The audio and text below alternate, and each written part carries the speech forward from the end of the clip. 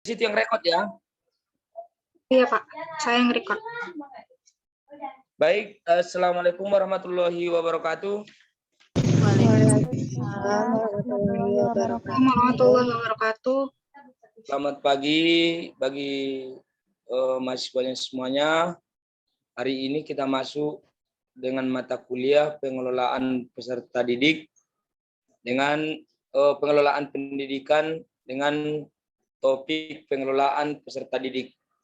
Baik Bapak Ibu, seperti sebelum-sebelumnya, sebelum kita mulai perkuliahan, kita berdoa sejenak.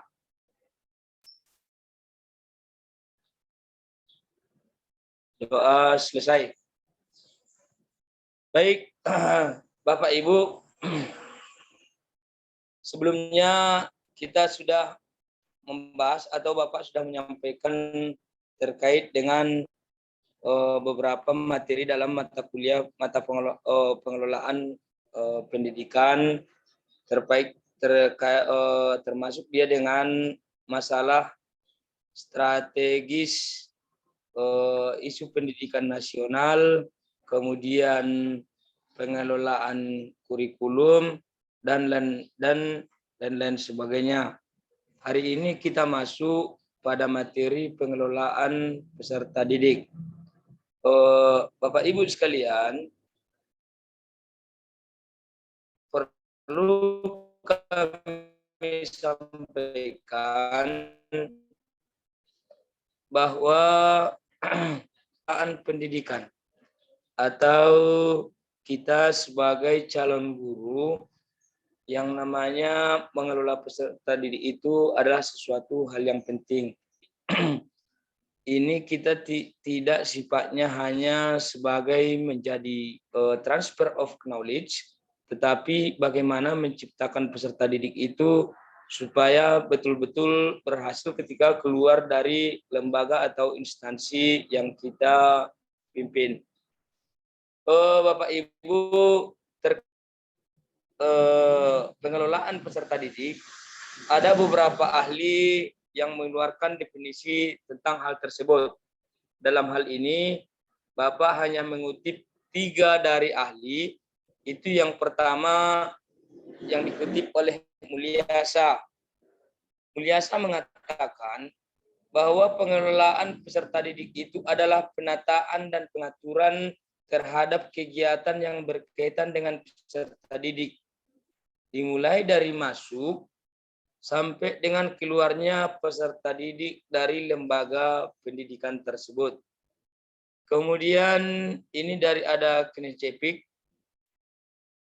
yang mendefinisikan bahwa pengelolaan peserta didik itu adalah layanan yang memusatkan pada pengaturan, pengawasan, dan layanan siswa di kelas dan di luar kelas seperti pendaftaran, pengenalan, dan layanan individual sampai ia matang di sekolah. Kemudian ada Hendayat dan kawan-kawan, ini tahun 1982, mendefinisikan bahwa pengelolaan pendidikan itu adalah pengaturan segala aktivitas yang berkaitan dengan peserta didik mulai dari masuk sampai dengan keluarnya peserta didik dari suatu sekolah atau lembaga. Artinya Bapak Ibu, kalau kita lihat dari 3 definisi ini, kalau kita buka dari 3 pendapat ahli ini, sebenarnya yang mendefinisikan tentang pengelolaan pendidikan itu hampir sama saja. Hanya mungkin beda kalimat, beda susunan kata, tapi maknanya hampir-hampir sama. Baik dia si Mulyasa, baik dia si Knecepik, baik dia si Hendayat, yang kesimpulan daripada definisi pengelolaan pendidikan itu adalah penataan dan pengaturan terhadap kegiatan aktivitas siswa. Maka oleh sebab itu, Bapak Ibu sekalian, saudara-saudara sekalian, pengelolaan pendidikan itu intinya hanya penataan kepada peserta didik. Tapi penataan yang dimaksudkan di sini, pengaturan yang dimaksudkan di sini tidak hanya sifatnya berada di dalam kelas. Kita jangan keliru. Kadang kita salah tingkah atau salah kaprah, salah makna ketika kita berbicara tentang pengelolaan kelas, ketika kita berbicara terhadap pengaturan peserta didik, kita pusatnya hanya di dalam kelas. Dia tidak, Bapak Ibu.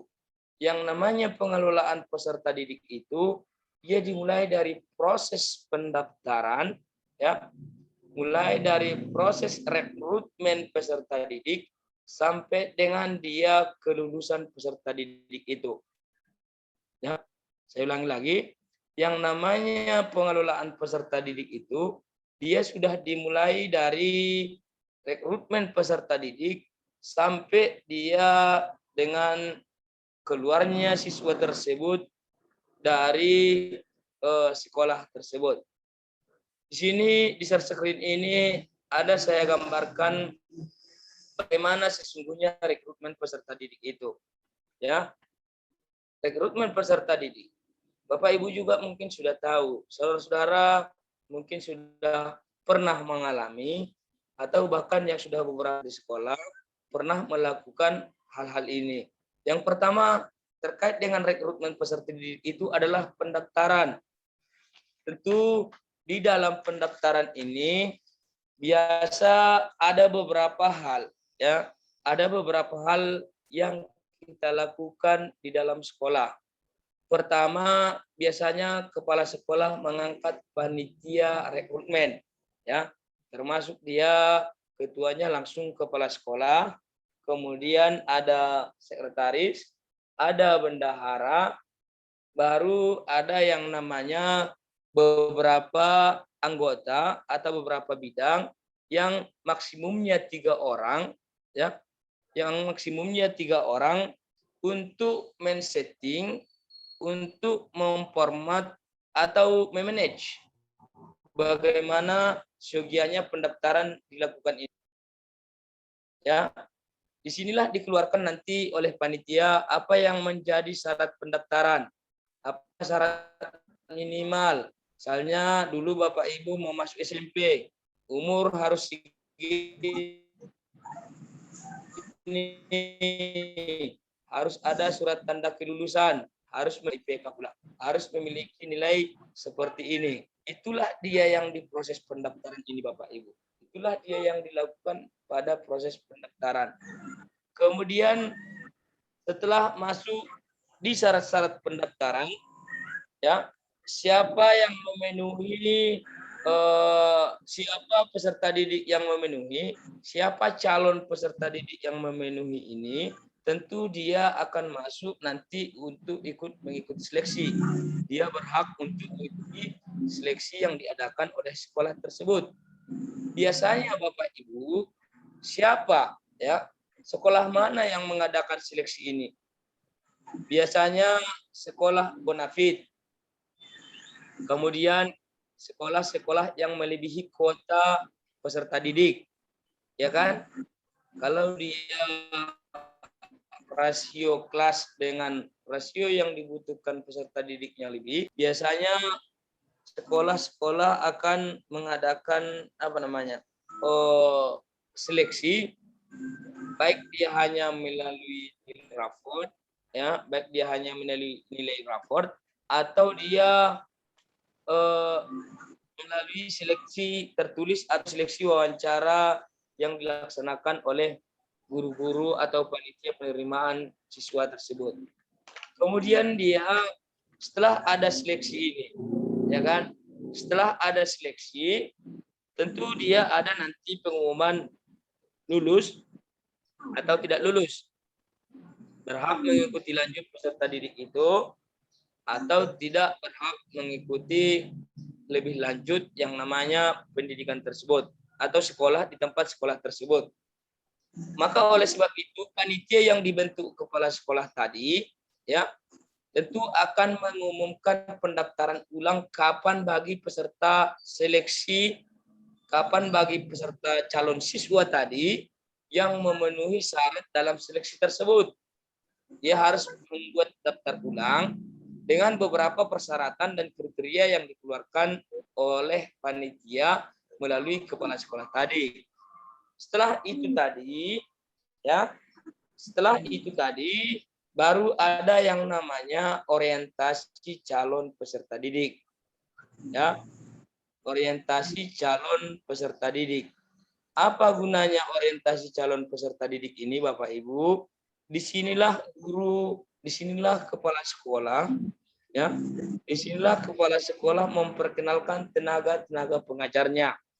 Disinilah kepala sekolah memperkenalkan perangkat-perangkat pengajarnya. Disinilah kepala sekolah, ya, memperkenalkan pengurus-pengurus OSIS yang ada di sekolah. Disinilah kepala sekolah memberitahukan tentang aturan-aturan yang harus siswa penuhi, yang harus dilakukan oleh calon peserta didik tadi, yang harus dia tidak boleh tidak dilaksanakan, atau yang biasanya orang mengatakan antara tugas dan kewajiban. Disinilah dia proses tagih menagih itu. Apa kewajiban Anda? Apa kewajiban guru? Kemudian apa tugas Anda? Apa tugas peserta didik tadi ini? Ya, disinilah dia itu. Kemudian menjelaskan tentang fasilitas pendidikan yang ada di sekolah. Tentu seharusnya setelah siswa itu lolos seleksi di orientasi pendidikan itu kita sudah mengenalkan seluruh fasilitas pendidikan yang ada di sekolah. Tujuannya apa, Bapak Ibu? Biar calon peserta didik tadi tidak merasa gamang, tidak merasa mencari tahu lagi tentang bagaimana atau di mana tempat-tempat yang harus dipenuhi atau diketahui oleh siswa. Kemudian Bapak Ibu, setelah itu tadi baru ada yang namanya penempatan peserta didik. Ya, penempatan peserta didik. Dia kan tadi begini, kalau dia orientasi itu belum ada kelas. Dia masih umum. Misalkan tahun ini, ya, yang kita butuhkan dalam sekolah itu siswa masih berkisar 200 orang. Dia masih umum. Belum ada kelas 1A misalkan, atau kelas 11 atau kelas 1 favorit, tapi dia masih umum, maka tugas selanjutnya adalah dalam pengelolaan peserta didik itu adalah penempatan peserta didik. Menurut William E. Jagger, ya, penempatan peserta didik itu didasarkan pada dua hal. Penempatan peserta didik itu didasarkan kepada dua hal. Pertama, fungsi integrasi. Apa itu fungsi integrasi? Fungsi integrasi ini penempatan peserta didik berdasarkan pengelompokan peserta didik berdasarkan umur, jenis kelamin, dan sebagainya. Ya, di fungsi integrasi ini dia intelijensi tidak pala menjadi kategori untuk pengelompokan kelas tersebut. Ya, tidak menjadi kategori untuk menempatkan kelas tersebut. Tapi dia hanya berdasarkan umur dan jenis kelamin. Kemudian ada dia fungsi perbedaan. Fungsi perbedaan yaitu pengelompokan peserta didik berdasarkan individu. Di sini ada diuji berdasarkan bakat, kemampuan, dan minat. Misalkan satu kelas ini ada yang hobinya main bola, maka dalam satu kelompok itu akan dibuat oleh orang-orang yang punya bakat atau yang hobi dengan main sepak bola. Kemudian di sini misalnya ada yang punya minat meneliti, ada yang punya minat membaca. Maka dalam satu kelompok itu akan dikumpulkan orang-orang yang yang minat membaca. Ini dia, coba Ibu perhatikannya biar nggak keliru nanti. Di sini pengelolaan penempatan peserta didik, tapi di sini ada dasar-dasar pengelompokan peserta didik. Ya, ini biasa dipakai di sekolah yang sudah terkenal, yang sudah bonafit, kemudian yang mempunyai siswa banyak. Ada yang namanya friendship grouping. Bagaimana pengelompokan friendship grouping ini? Ya, dasar pengelompokan itu berdasarkan kesukaan dalam memilih temannya sendiri. Ya, berdasarkan kesukaannya dalam memilih teman. Barangkali kalau Bapak Ibu bayangkan, dulu waktu SD, waktu Anda SD, ya, apalagi waktu TK, ya, waktu TK kan di situ belum belum berpikiran jernih, kemudian masih ada mengkek-mengkeknya, ada lagi yang kalau nggak ini kawannya, Bu, aku kalau nggak siapa kawanku satu bangku nggak mau aku, ada yang begitu. Jadi dia friendship grouping inilah dia kategori terhadap kejadian yang tadi. Kemudian dia ada achievement group, yaitu pengelompokan berdasarkan campuran atas peserta didik yang berprestasi tinggi dengan yang berprestasi rendah. Ya, dia campuran antara peserta didik yang berprestasi rendah, kemudian dengan siswa yang berprestasi tinggi. Kemudian ada dia aptitude grouping. Aptitude grouping ini pengelompokan berdasarkan bakat, ya, berdasarkan bakat dan kemampuan yang dimiliki peserta didik. Berarti ini dia masuk kepada kategori pertama tadi yang disebutkan siapa tadi? William Jagger. Ini dia berdasarkan fungsi perbedaan. Kemudian dasar pengelompokan yang keempat itu dia attention or interest grouping. Pengelompokan berdasarkan perhatian dan minat yang didasarkan kesenangan kepada peserta didik. Ya, attention or interest grouping ini pengelompokan peserta didik itu berdasarkan minat atau perhatian yang didasarkan dari kesenangan peserta didik tersebut. Misalkan dulu waktu pengalaman, waktu sekolah, itu kan ada pemilihan jurusan. Siapa yang senang dengan jurusan ini? Siapa yang senang dengan jurusan IPA? Siapa yang senang dengan jurusan ekonomi? Siapa yang senang dengan jurusan IPS? Siapa yang senang dengan jurusan bahasa Indonesia?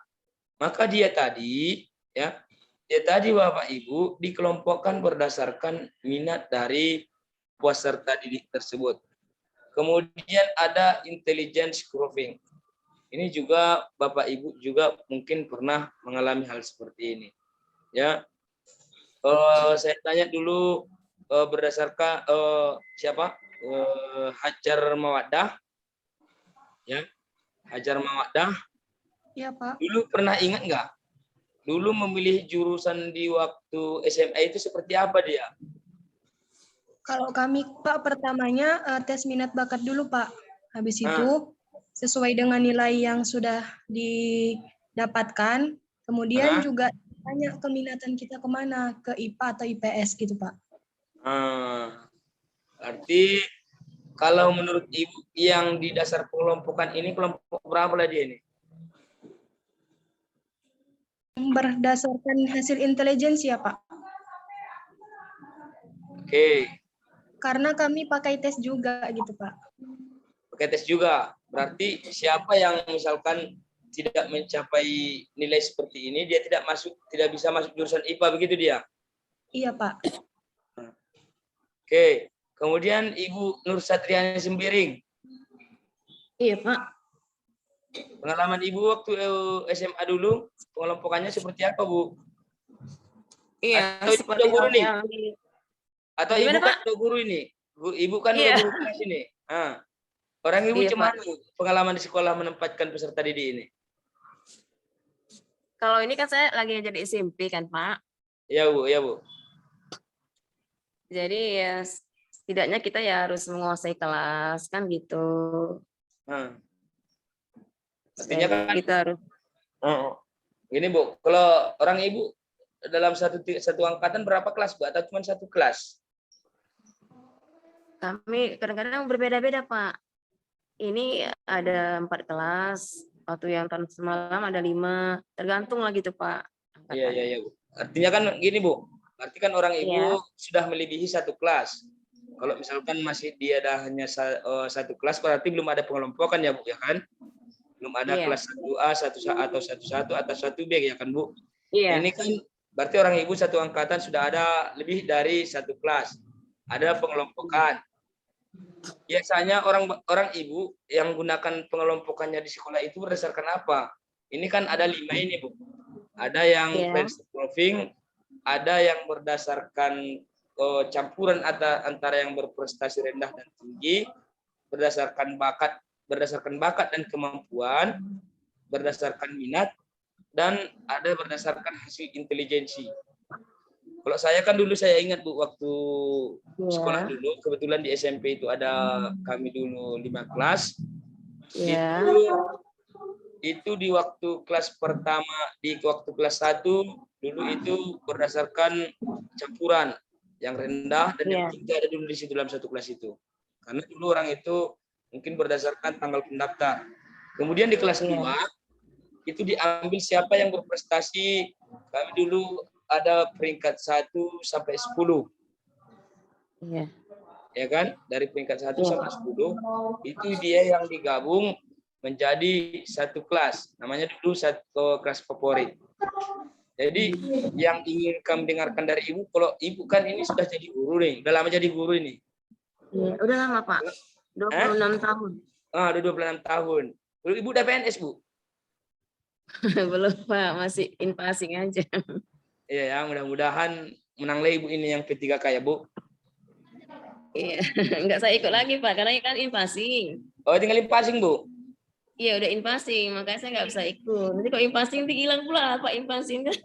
Oh, iya. Mudah-mudahan lah ya Bu ya. Intinya pengalaman Ibu lah dulu, seperti apa kira-kira pengelompokan yang dibuat terhadap siswa itu?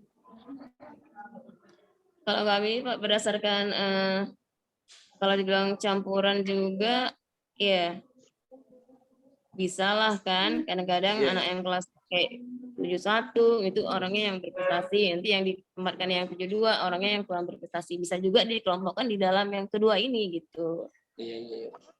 Karena kan begini Bapak Ibu, bukan pengelompokan ini kan bukan nggak ada makna filosofi. Setiap dari proses pengelompokan yang kita laksanakan ini kan ada.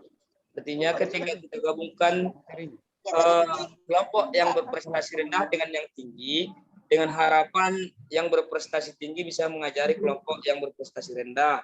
Kemudian yang berprestasi rendah itu termotivasi dia untuk belajar. Jadi siapa lagi? Coba dulu si Bias Tiwi Harapi. Ibu pengalaman dulu, gimana kira-kira Bu? Kalau bias Pak, kayak kalau apa dari campuran antara peserta didik yang berprestasi rendah dan tinggi Pak. Iya. Oh gitu ya. Iya. Sini si Agustini. Iya Pak. Kemana Bu? Kalau waktu pas saya SMA untuk pemilihan jurusan itu pakai angket dulu Pak. Baru lihat nilai raport, baru bisa masuk IPA, sesuaikan nilainya gitu Pak. Iya. Mungkin dia lebih cenderung ke intelligence grouping ya Bu? Iya Pak. Iya. Bu Siska? Pak, kalau pengalaman saya Pak, kami digabung antara peserta didik yang berprestasi rendah dan tinggi. Berarti dia apa namanya grup? Ya. Ini siapa nih yang nggak ada namanya ini Bu? Si Depi apa itu? Depi, Bu Depi. Kalau saya campuran Pak antara peserta didik yang dia sama yang rendah. Iya. Bu Nana? Kalau saya dulu Pak di tes Pak, berarti berdasarkan hasil intelijensi dulu. Oh iya. Bu Asida. Kalau kami dulu Pak berdasarkan lebih ke perhatian dan minat atau kesenangan peserta didik Pak. Contohnya Pak, kalau dia suka kayak menghafal, dia masuk ke kelas tahfiz, terus dia kayak dikirim ke Jawa, dikirim ke Sulawesi. Terus kalau dia Pak suka kayak tentang yang hitung-hitung kayak ke IPA, Iya, dia iya. masuk ke IPA Pak. Dilatih dulu Berarti, Pak sama ada lesnya juga Pak. iya, iya. Berarti cenderungnya ke attention or interest group ya, Bu? Berdasarkan Iya minat Pak, atau bakat dia kan, Bu? Iya, iya. Bu Elvira? Iya. Ya Pak, kalau berdasarkan pengalaman saya Pak, lebih ke berdasarkan hasil intelijensi Pak. Dia Intelijensi lebih ya, ke Bu? tes. Iya, iya, iya. Ini si Bu siapa lagi nih? Bu Yuni apa ini? Yuni Sartika? Iya Pak, kalau saya dulu SMA itu Pak di tes ujian Pak, jadi berdasarkan hasil intelijensi Pak. Iya, iya, iya. Kalau Ihsan dulu? Kami Pak di tes, kemudian ada beberapa kelas yang memang khusus untuk anak-anak yang hobi olahraga gitu Pak. Jadi kalau ada event, kelas itu yang dipakai gitu Pak. Iya, iya, iya, iya. Siapa lagi kira-kira? Bu Pak Lewaldi Barus. Iya Pak. Bapak dulu kemana? Kelompokannya itu. Berdasarkan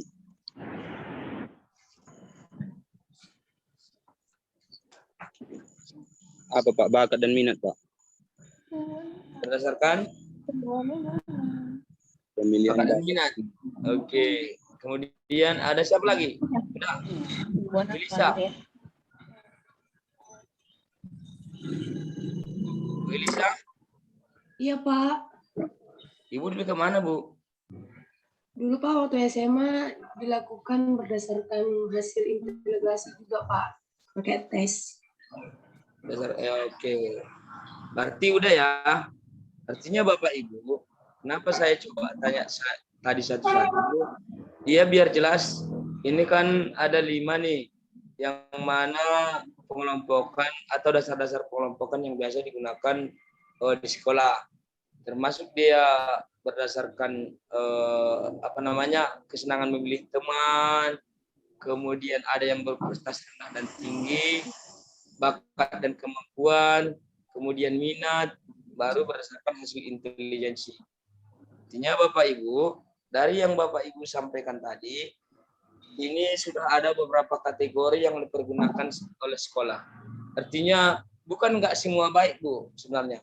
Makna filosofi dari yang diharapkan dari pengelompokan tadi, itulah yang saya sampaikan. Kendati pun dicampur antara golongan yang berprestasi tinggi dengan golongan yang rendah, artinya bagaimana supaya ada kolaborasi dalam pembelajaran ini sebenarnya. Kemudian bagaimana apalagi Bapak Ibu peserta didik ini supaya berhasil dalam proses pendidikan yang kita laksanakan. Kemudian Bapak Ibu, setelah tadi ada pengelompokan, ya, ada pengelompokan, baru ke pembinaan peserta didik. Termasuk dia pembinaan yang dilakukan dalam peserta didik ini adalah pencatatan dan pelaporan kemajuan peserta didik. Biasa ini seperti buku induk, buku klaper, daftar presensi, daftar mutasi peserta didik, buku catatan pribadi peserta didik, daftar nilai, leger, dan buku lapor. Ya, ini ada beberapa istilah ini Bu. Ya, ada dia buku induk, buku klaper, daftar presensi, daftar mutasi peserta didik, buku catatan pribadi peserta didik, daftar nilai, leger, dan buku lapor. Jadi apa yang dimaksud dengan buku pokok? Itulah dia kalau yang Ibu pernah dengar dulu yang namanya buku induk. Ya, buku induk yang disimpan di dalam sekolah yang berisi tentang data keseluruhan dari siswa-siswa yang ada di sekolah. Ya. Kemudian ada buku klaper. Buku klaper hampir sama dengan buku induk, Cuman dia yang membedakan Bapak Ibu, kalau buku Klaper ini dia berdasarkan abjad yang dipakai. Kalau tadi kan dia campurani. Tapi kalau dia yang Klaper ini itu berdasarkan atau abjad. Nah, kemudian apa lagi tadi? Ada daftar preferensi.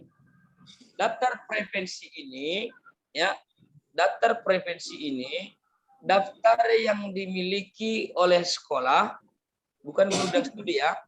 Daftar yang dimiliki oleh sekolah bagaimana kehadiran siswa-siswa di sekolah tersebut. Ya. Kemudian ada daftar mutasi peserta didik. Daftar mutasi peserta didik itu berarti harus keluar dan masuk siswa yang masuk ke sekolah itu dan siswa yang keluar dari sekolah itu. Biasanya kalau sekolah-sekolah yang bonafit itu paling tidak per triwulan ini ada laporannya ini. Atau per semester atau per tahun. Dalam satu semester berapa pindah? Dalam satu tahun berapa orang jumlah yang pindah dari sekolah itu. Kemudian Bapak Ibu, ada yang namanya buku catatan pribadi peserta didik. Buku catatan pribadi peserta didik ini ya biasanya digunakan oleh siapa sekarang? Guru sebelum guru sekolah siapa apa lagi? BK. Ya. Ibu BK juga mempunyai nilai ini. Apa gunanya ini? Disinilah berisi informasi tentang pribadi siswa itu. Dia jenis kelaminnya apa, agamanya apa, tingginya apa, grafik nilainya seperti apa, ekonomi orang tuanya seperti apa, ya kan? Kebiasaannya seperti apa. Mungkin ibu dulu kalau ada yang mengikuti tes UNMPTN heran itu. Kenapa harus ditanya hobi? Kenapa harus ditanya ini? Kenapa harus ditanya ini? Sebenarnya disinilah dia beberapa pengkategorian pembinaan seperti apa yang dilakukan yang pas untuk siswa tersebut. Kemudian ada daftar nilai. Daftar nilai ini dimiliki oleh guru bidang studi. Ya kan? Kemudian ada leker. Inilah kumpulan nilai yang dimiliki oleh guru bidang studi tadi dijadikan menjadi satu terhadap satu siswa tadi. Baru terakhir itu dibuatlah dia dalam buku laporan. Pembinaan yang kedua dilakukan terhadap siswa itu melalui organisasi intrasekolah. Ya kan? Jelas, yang menjadi pembina organisasi intrasekolah ini adalah kepala sekolah. Kemudian dibantu beberapa perangkat guru, kemudian dibantu beberapa perangkat wakil kepala sekolah. Tapi tujuannya semuanya ini adalah pembinaan untuk peserta didik. Kemudian prinsip-prinsip dari pengelolaan peserta didik, ya, dia sebagai bagian dari keseluruhan manajemen sekolah. Kemudian dalam memuluskan misi pendidikan sekolah ada beberapa langkah yang harus diselesaikan oleh sekolah dalam mencapai tujuannya.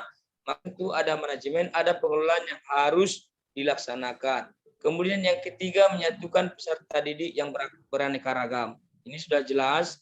Karena kita yang berasal dari heterogen, kemudian menyatu dalam satu kelas, tentu harus ada situasi, harus ada manajemen yang dilaksanakan supaya menyatukan persepsi dalam belajar ini. Kemudian yang keempat, mendorong dan memacu peserta didik. Yang kelima, bagaimana pengelolaan ini bisa bermanfaat bagi kehidupan peserta didik, bukan hanya di sekolah, nanti tetapi ada di luar sekolah. Ya. Kemudian ada pendekatan pengelolaan peserta didik. Tadi ada klasifikasi, ini ada pendekatan. Yang pertama ada pendekatan kuantitatif, yaitu sebuah pendekatan yang menitik beratkan pada segi-segi administrasi dan birokrasi suatu pendidikan. Lalu, apa bedanya dengan pendidikan kualitatif? Pendekatan yang menitik beratkan kepada kesejahteraan peserta didik. Artinya Bapak Ibu, kalau dia pendekatan kuantitatif itu sifatnya pada kemampuan. Tapi kalau pendekatan kualitatif, bagaimana supaya siswa itu bisa senang. Itu dia yang membedakan ya. Kalau dia pendekatan kuantitatif itu kemampuan, kalau dia pendekatan kualitatif itu bagaimana supaya siswa bisa senang. Oke Bapak Ibu, karena waktu mungkin ada 2 menit lagi, kira-kira ada yang mau disampaikan? Atau ada yang mau ditanyakan Bapak Ibu? Ini waktu yang singkat Bapak Ibu.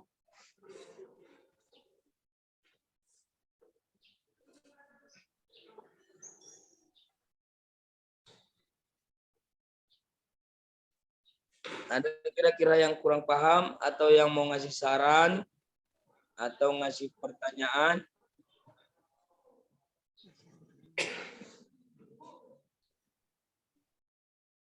Tidak ada Bapak Ibu? Kayaknya ada pas, Pak. Pak, Pak. saya Ya, mau bertanya, Pak. Bu. Itu penelitian dalam pendidikan kesejahteraan siswa itu berarti kita pendataan dia, Pak. Bagaimana keadaan perekonomian juga termasuk semua berarti, Pak. Iya Bu. Artinya kan biasa ketika proses pendaftaran dibuka itu ketika formulir disebarkan dikasih, ya kan Bu? Itu kan sudah ada dari data-data pribadi. Berapa siswa, berapa kebutuhan, berapa bersaudara, berapa penghasilan, begitu dia. Nah, disitulah kita ketahui beberapa profil peserta didik kita tadi. Oke, Bapak Ibu. Iya, Pak. Makasih, Pak. Ya. Oke, kalau tidak ada yang lain lagi, mungkin karena waktu juga sudah mulai habis, bisa kita tutup pertemuan kita pada hari ini. Mungkin cukup sekian. Kurang lebihnya mohon maaf. Terima kasih atas